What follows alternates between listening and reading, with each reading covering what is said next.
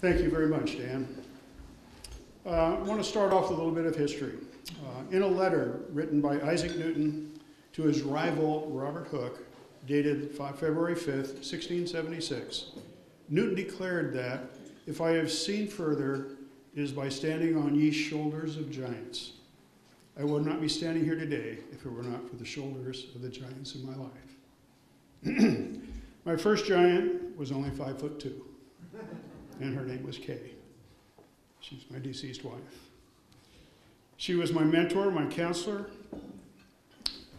and my role model for my entire teaching career. When my 3-year active duty in the Coast Guard ended and my return to civilian life was imminent, we talked about our future and my career. At this point, she was teaching 5th grade at Cubberley Elementary School in Long Beach, and she gave me 3 reasons to become a teacher: Christmas, Easter, and summer. Well, that convinced me. Boy, I tell you. After earning my teaching credential, I began my search for a high school teaching position. I was incredibly lucky when another giant, Dennis Rast, became activities director at Royal High School, and I was offered his position in the math department. After several years of teaching math, another giant in my life, Assistant Principal Wayne Wiley, upon his return from an Army summer camp, made me an offer I could not refuse. He told me that in 5 days, I was to become a physics teacher. Thank you, Wayne. Thus, I began playing with toys for the rest of my career. In 1986, 2 giants, both district administrators, Esther Schultheist and Chet Howe, agreed to let Kay and I develop an elementary school math science Olympiad. Kay took on the responsibilities to create the various events appropriate for 3rd, 4th, 5th, and 6th grade students, while I took care of the logistics for the event. The importance of this Olympiad is that it involved not only elementary students as participants, but also elementary and high school teachers and my students as event supervisors. With 26 elementary schools and 24 students per school, over 600 participants descended on the Royal campus each spring for the next 15 years.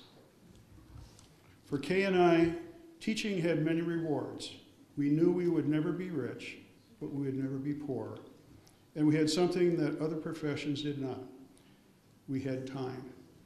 Christmas, Easter, and summer. That gave us time to decompress, time to recover, and time to get ready for the next onslaught of students.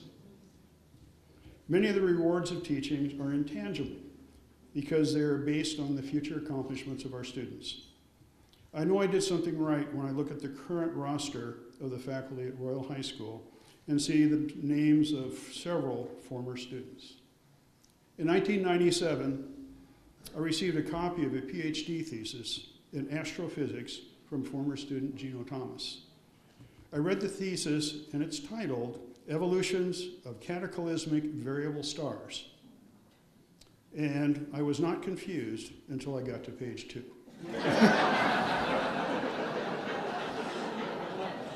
I should have expected this from Gino.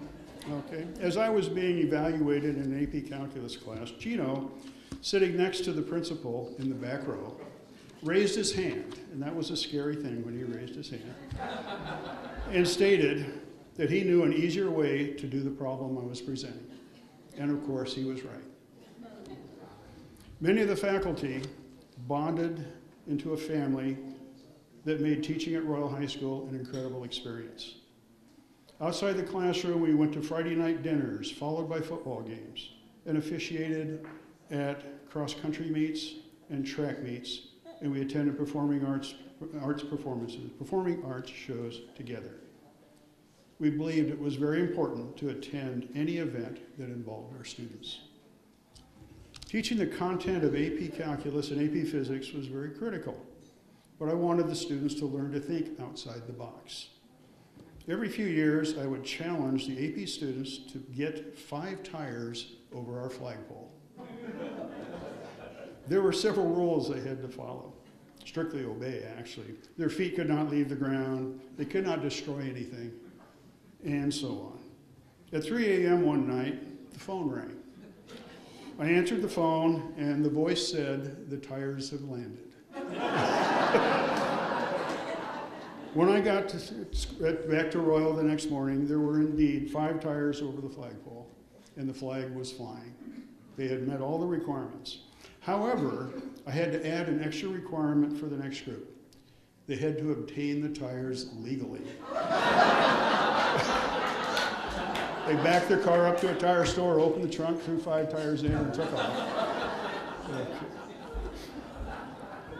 Several of my giants on the faculty, were people that I respected for their professionalism, their skill at dealing with students. To name a few, like John Daubert, Craig Myers, Bob Spielman, Dave Ellis, Dave Jackson, Bonnie Carpenter, Leslie Bussing, Doug Robinson, Ernie Schultz, and all the members of the math and science department. These were incredible people. 2 very special giants are Bob and Hazel Hurd, who are sitting right out here tonight. They're, in every true sense of the word, family. They were with me throughout my career and throughout Kay's long illness. Words cannot express the gratitude for them for always being there for me. As I was writing this, I asked myself if I had a favorite student. Dan the Streaker Schuster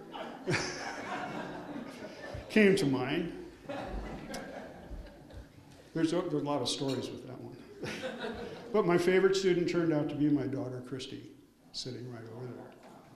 She endured both calculus and physics. And she also endured puns, bad jokes, and the graveyard tour in Massachusetts that she remembers. In a broad sense, the giants of my life must include my students. If it not were them, I would not be standing here. They were my inspiration, and they're the reason I enthusiastically got out of bed every morning and went to school to teach. I would like to offer a special thank you to Dan Schuster for nominating me, and for Darren Parent and the Hall of Fame Committee for this recognition. It is an honor to be in the company of these great people. Thank you.